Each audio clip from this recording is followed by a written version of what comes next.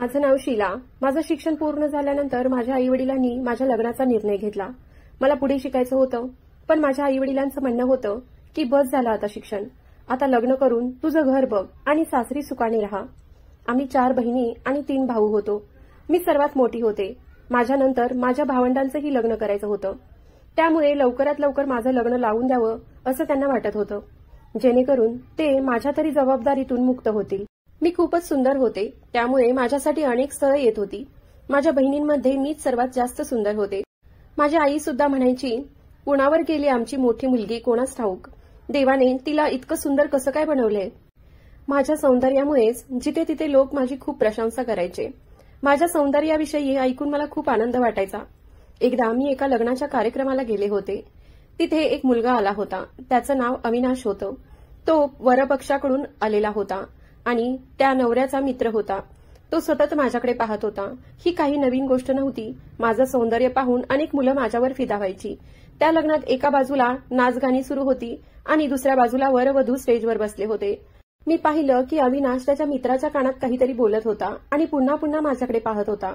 तो दिसायला देखील चांगला होता, पण याआधी सुद्धा अनेक देखणी मुलं माझ्याकडे आकर्षित झाली होती। मात्र मी कोणाकडेच फारसं लक्ष द्यायचे नाही, कारण मला प्रत्येकाच्या मनातील इच्छा बनायचं होतं।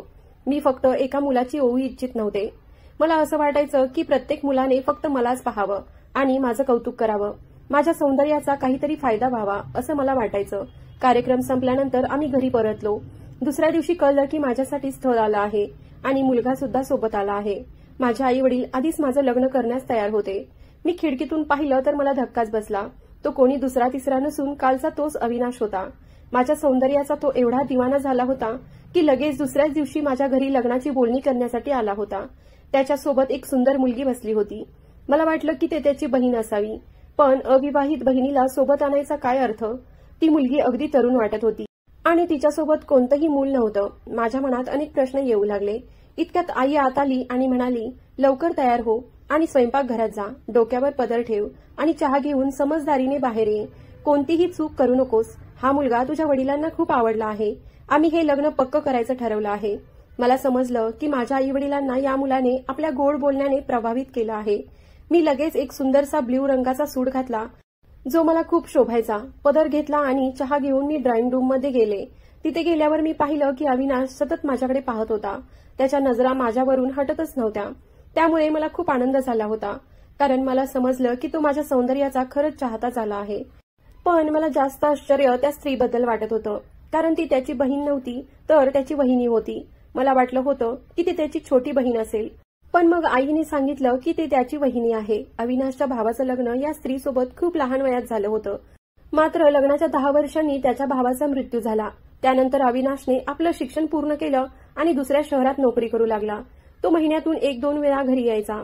त्याने आपल्या वहिनीला कधीही आईपेक्षा वेगळं स्थान दिलं नव्हतं।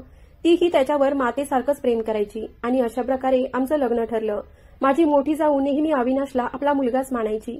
ती जवळपास 45 वर्षांची होती, पण तरीही तिने दुसरं लग्न केलं नव्हतं। तिच्या तरुण वयातच ती विधवा झाली होती आणि त्याचवेळी तिने ठरवलं होतं की ती पुन्हा लग्न करणार नाही। पण माझं लग्न अविनाश सोबत झालं होतं आणि मला वाटत होतं की लग्नानंतरही मी तशीच लोकांच्या नजरेत राहीन, पण हा माझा मोठा गैरसमज होता। लग्नाच्या वेळी मी जेव्हा माझ्या जावेला पाहिलं तेव्हा मला समजलं की या घरात माझ्या सौंदर्याची जादू चालणार नाही। ती स्वतःच इतकी सुंदर होती की लोक माझ्यापेक्षा तिच्या सौंदर्याची जास्त प्रशंसा करत होते। माझ्या आईवडिलांनीही माझं लग्न अविनाश सोबत याच कारणामुळे केलं होतं, कारण त्याच्या मागे पुढे कोणीही नव्हतं, फक्त एक मोठी जाऊ होती आणि तिने आमच्या घरच्यांसमोर इतक्या चांगल्या पद्धतीने बोलून दाखवलं होतं की माझे आईवडील तिच्या स्वभावावरही फिदा झाले होते। त्यांचं म्हणणं होतं की जितकी ही स्वतः सुंदर आहे तितकंच हिचं मन देखील सुंदर आहे। माझं लग्न ठरलं तेव्हा अविनाशने आधीच माझ्या सगळ्या माहितीची चौकशी करून घेतली होती।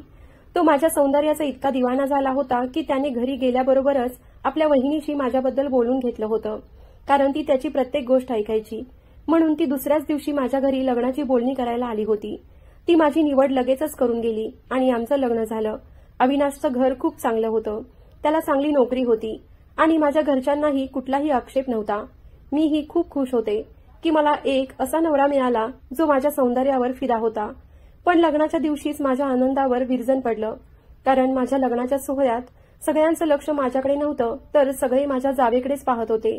मी स्टेजवर बसले होते आणि माझ्या मैत्रिणी माझा फोटो काढत होत्या. पण त्याच वेळी माझी एक मैत्रीण माझ्या कानात हळूच म्हणाली, शीला, नवरी तर तू आहेस, पण सगळ्यांचं लक्ष तुझ्या जावेवरच आहे. खरंच त्या तुझ्या पतीच्या मोठ्या वहिनी नाहीत तर लहान बहिणीसारख्या दिसतात. इतक्या सुंदर आणि तरुण दिसणाऱ्या बाईला मी आजपर्यंत पाहिलं नव्हतं. हे ऐकून माझ्या चेहऱ्यावर संताप दिसू लागला. मी तिला चिडून म्हणाले, अशा फालतू गोष्टी बोलू नकोस. मी नवरी आहे आणि माझी किंमत कधीच कमी होणार नाही. पण खरं सांगायचं तर माझ्या मनात सुद्धा याच गोष्टी चालू होत्या. मला जाणवलं की माझ्या जावेला माझ्यापेक्षा जास्त महत्त्व दिलं जात होतं. लोक माझ्यापेक्षा तिच्या सौंदर्याने प्रभावित झाले होते. एवढंच नाही तर लोक तिच्यासोबत फोटो काढण्यास उत्सुक झाले होते आणि हा प्रकार माझ्या जिव्हारी लागत होता. त्या क्षणापासून माझ्या मनात माझ्या जावेबद्दल तिरस्कार निर्माण झाला. लग्नाच्या सगळ्या विधी झाल्यानंतर अविनाश काही दिवस आमच्यासोबत होता आणि मग तो शहरात आपल्या कामावर गेला. या काळात त्याने वेळ फक्त माझ्यासाठीच नाही दिला तर आपल्या वहिनीसाठीही तितकाच वेळ दिला होता. आम्ही जिथे जिथे गेलो तिथे तो तिला घेऊन जात होता. मला हे सगळं खूप खटकत होतं.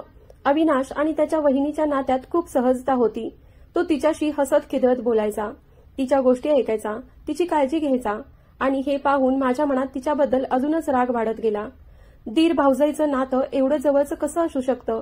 माझं सौंदर्य, ज्याचा मला खूप अभिमान होता, ते तिच्या पुढे फिक्कं वाटत होतं. ती 40-45 वर्षांची असूनही एवढी सुंदर कशी दिसत होती? तिच्या चेहऱ्यावर सुरकुत्या नव्हत्या, डाग नव्हते, पिंपल्स नव्हते आणि यामुळेच माझ्या सौंदर्याचा, माझ्या डोक्यातला अहंकार पूर्णपणे तुटून गेला होता. मी जिथे जिथे गेले तिथे लोक तिच्या सौंदर्याच्या गप्पा मारत होते. मग मी ठरवलं, यावेळी मी तिला मागे टाकेन. माझ्या भावाच्या लग्नाची वेळ आली होती. मी या लग्नासाठी खूप तयारी केली होती. 2 दिवस आधीच पार्लरमध्ये जाऊन सर्व ब्युटी ट्रीटमेंट घेतल्या होत्या. मी मनाशी ठरवलं होतं, यावेळेस मी माझ्या जावेपेक्षा सुंदर दिसणार. माझं सौंदर्य कोणाच्या सावलीत राहणार नाही. मला माझ्या जावेच्या सौंदर्यावर मात करूनच दाखवायचं होतं. पण पुन्हा एकदा मी चुकीची ठरले. मी पूर्ण तयारीनिशी माझ्या खोलीतून बाहेर आले. मी काळ्या रंगाची महागडी साडी नेसली होती, जी मी एका मोठ्या शोरूममधून घेतली होती. मला खात्री होती की आज मी सर्वांपेक्षा सुंदर दिसणार आणि माझ्या जावेलाही माझ्या सौंदर्यावर जळवणार. हाच विचार करत मी मुद्दाम त्यांच्या खोलीत गेले. पण जसं मी त्यांच्या खोलीत पोहोचले तसे माझ्या नजरा त्यांच्यावर खिळल्या आणि मी एकदम थबकले. मला कल्पनाही नव्हती की एक विधवा स्त्री असूनही माझ्या जावेने लाल रंगाचा सुंदर लग्न सराईचा लेहंगा परिधान केला होता. त्या इतक्या सुंदर दिसत होत्या की त्यांना पाहून कोणालाही विश्वास बसला नसता की त्या विधवा आहेत. त्यांचा चेहरा चमकत होता, त्वचा तजेलदार होती आणि त्या अजूनही तरुण दिसत होत्या. माझ्या मनात विचारांचा गोंधळ उडाला. हे कसं शक्य आहे? मी तर नुकतीच नवविवाहित झाले आहे, पण तरीही माझा चेहरा त्यांच्यापुढे इतका फिका कसा दिसतो? माझ्या डोळ्यांखाली काळी वर्तुळं कशी आली आहेत? माझ्या चेहऱ्यावर पिंपल्स का आले? माझं सौंदर्य असं का अचानक फिकं पडलं? हे सगळं माझ्या मनात चालू असतानाच मी त्यांच्या सौंदर्याकडे पाहून अजून जळू लागले. माझ्या मनातला राग आणि मत्सर वाढत गेला आणि मी नकळतपणे त्यांच्यावर तिरसत बोलून गेले. दीदी, तुमचं वय आता वाढत चाललं आहे. तुम्ही आता हलक्या रंगाचे कपडे घालायला हवेत. विधवा स्त्रियांना लहान मुलींसारखी भारी कपडे शोभत नाहीत. साडी जास्त योग्य ठरली असती. माझं बोलणं ऐकून माझ्या जावेला खूप राग आला आणि त्या माझ्याकडे रोखून बघत म्हणाल्या, मी तुला कुठूनही वयस्कर वाटते का? मी फक्त नात्याने तुझ्यापेक्षा मोठी आहे, पण अजूनही मी तुझ्यापेक्षा अधिक सुंदर आणि तरुण दिसते. त्यांनी एक सुंदर सोन्याचा हार घातला होता आणि 5 इंची उंच टाचांचा सँडल घालून त्या अतिशय आत्मविश्वासाने माझ्या समोरून गेल्या. मला त्यांच्या मागे चालण्याशिवाय दुसरा पर्यायच नव्हता, कारण त्या आधीच गाडीत जाऊन बसल्या होत्या. त्या मोठ्या जाऊ होत्या, पण दिसायला कुठल्याही मॉडेलपेक्षा कमी नव्हत्या. त्यांचं खरं वय कोणालाही सांगता आलं नसतं. कोणीही त्यांना पाहिलं की असंच म्हणायचे, या तर फक्त 20-25 वर्षांच्या तरुण मुलींसारख्या दिसतात. मीही पहिल्यांदा त्यांना पाहिलं होतं तेव्हा त्या माझ्या नवऱ्याची लहान बहीण आहेत असंच मला वाटलं होतं. 2 तासांचा प्रवास करून आम्ही माझ्या भावाच्या लग्नासाठी हॉलमध्ये पोहोचलो. माझी आई माझ्यावर खूप रागवली. शीला, तुझ्या भावाचं लग्न आहे आणि तू इतक्या उशिरा आलीस. किती पाहुणे आले आणि गेले आणि तू कुठे होतीस? मी आईला काही बोलणार होते, पण आईच्या नजरा माझ्या जावेकडे गेल्या आणि हसून म्हणाली, शीला, या तर तुझ्यापेक्षाही सुंदर दिसत आहेत. आईच्या या वाक्याने माझा राग आणखी शिगेला पोहोचला. माझ्या भावाच्या लग्नात लोक माझ्या सौंदर्याची प्रशंसा करतील असं मला वाटलं होतं, पण इथे तर प्रत्येक जण माझ्या जावेच्या सौंदर्याचं कौतुक करत होते.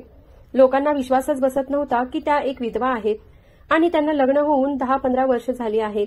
उलट सगळ्यांना वाटत होतं की त्या माझ्या लहान नणंद आहेत. मी इतका वेळ स्वतःला समजावण्यात घालवला होता, पण लोकांचं लक्ष माझ्यावर नव्हतंच. सगळं लक्ष माझ्या जावेवर होतं.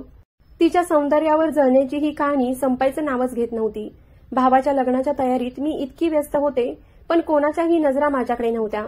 लग्नाच्या कार्यक्रमाच्या शेवटी माझ्या जावेने एक अशी गोष्ट केली जी मला अजिबात आवडली नाही. त्या माझ्या चुलत भावंडांसोबत अगदी गप्पा मारण्यात गुंग होत्या.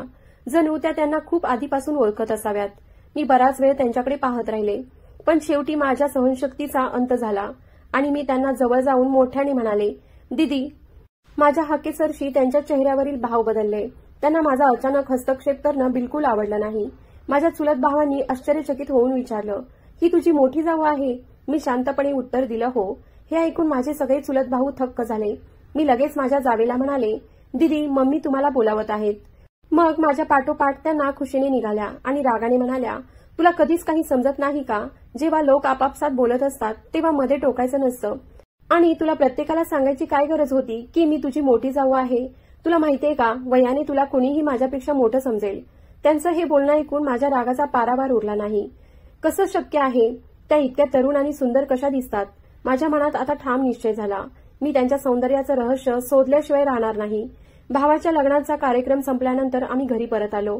माझ्या नवऱ्याचा जॉब दुसऱ्या शहरात असल्यामुळे घरी फक्त मी आणि माझ्या जाऊच होतो.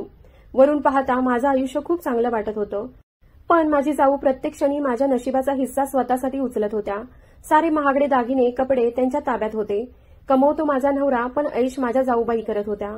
सगळ्यात जास्त चिडचिड मला ह्या गोष्टीची व्हायची की कुठेही गेल्या तरी प्रत्येक तरुण त्यांच्याकडे टक लावून बघायचा. माझ्या नवऱ्याशी बोलताना मी माझ्या मनातील तक्रार व्यक्त केली की एक विधवा स्त्री असूनही त्या इतक्या चकचकीत राहतात हे मला खूप लाजिरवाणं वाटतं. त्या कधीही साध्या राहिल्या नाहीत. फंक्शनमध्येही सगळ्यांनी फक्त त्यांच्या सौंदर्याची प्रशंसा केली, माझी नाही. एवढंच नाही तर माझ्या कुटुंबातील मुलेही त्यांच्याकडे बघत होती, जसं कोणी सुंदर तरुण मुलीला पाहत आहेत. माझ्या नवऱ्याने शांतपणे ऐकलं आणि म्हणाला, हो, वहिनीने मला काही फोटोज व्हॉट्सअप केले होते.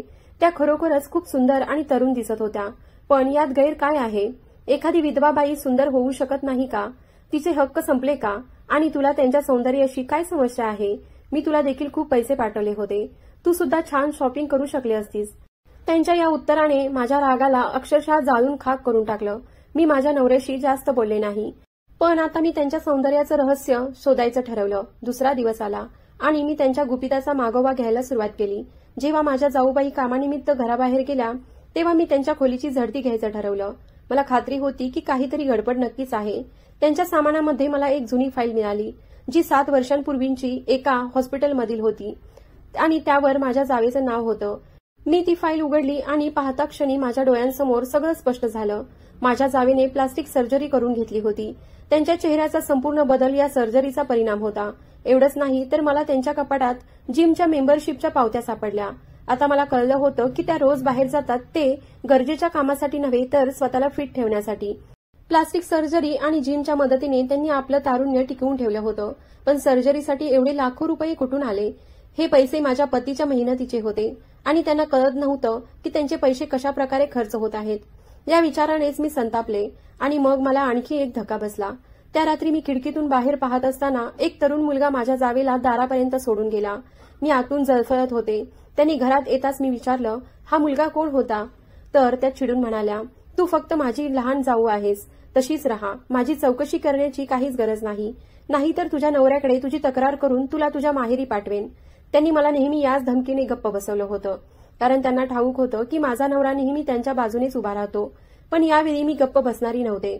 आणि तेव्हाच एक धक्कादायक सत्य उघडकीस आलं. त्या रात्री मी पाणी प्यायला माझ्या खोलीतून बाहेर आले होते तेव्हा मला माझ्या जावेच्या खोलीतून विचित्र आवाज ऐकू आले. आमच्या घरात तर आम्ही दोघीच होतो. मग हा पुरुषाचा आवाज कोणाचा? मी हळूच त्यांच्या खोलीजवळ गेले आणि कान लावून ऐकलं. तेव्हा माझ्या पायाखालची जमीनच सरकली, कारण माझ्या जावेच्या खोलीत एक तरुण मुलगा होता आणि ती दोघं खूप जवळ बसली होती. तो मुलगा म्हणत होता, मी तुझ्यावर खूप प्रेम करतो. मी आयुष्यभर तुझ्यासोबत राहायला तयार आहे.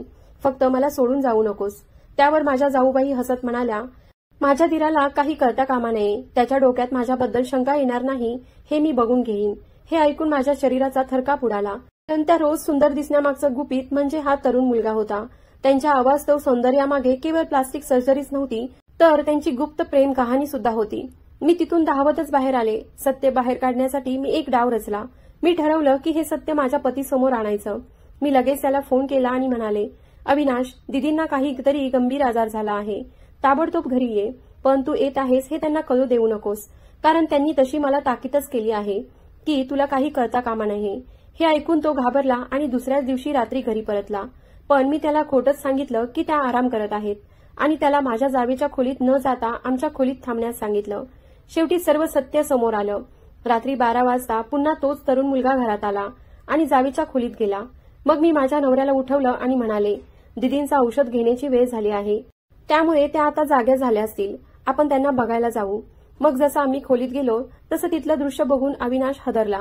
तो मुलगा माझ्या जावेच्या खांद्यावर डोकं ठेवून बसला होता. माझा नवरा काही वेळ स्तब्ध उभा राहिला आणि मग म्हणाला, वहिनी, तुम्ही हे काय करताय? मी आतून खूप आनंदी होते, कारण अखेर माझ्या नवऱ्याला सत्य कळलं होतं. पण पुढचं सत्य ऐकून मी खूप हादरले, कारण अविनाश म्हणाला, हा माझ्या वहिनीचा भाऊ आहे. मी याला लहान असताना माझ्यासोबत घेऊन गेलो होतो, पण तिथे हा चोरी करत होता आणि माझी प्रचंड बेइज्जती झाली होती. त्यामुळे मी याला इथे वहिनीकडे सोडून दिलं आणि सांगितलं की मी याला आयुष्यात कधीही स्वीकारणार नाही. मग हा इथे कसा काय?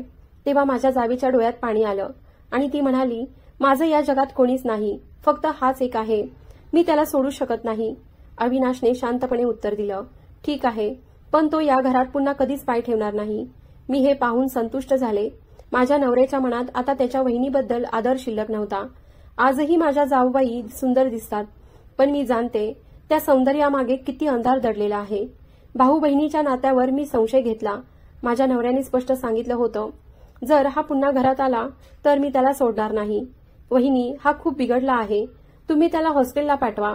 पण त्यावेळी दीदीच्या भावाने माझ्या नवऱ्याचे पाय धरून माफी मागितली आणि म्हणाला, इथून पुढे मी तुम्ही सांगाल त्याचप्रमाणे राहीन. आता मला माझ्या वागण्यावर पश्चाताप होत होता. मी एका बहीण भावाच्या पवित्र नात्यावर संशय घेतला होता. आज आम्ही दोघीही एकमेकींवर खूप प्रेम करतो आणि एकमेकींच्या सोबतीने आनंदी जीवन जगतो. चॅनलला सबस्क्राईब करा आणि ही कथा तुम्हाला कशी वाटली हे नक्कीच कळवा.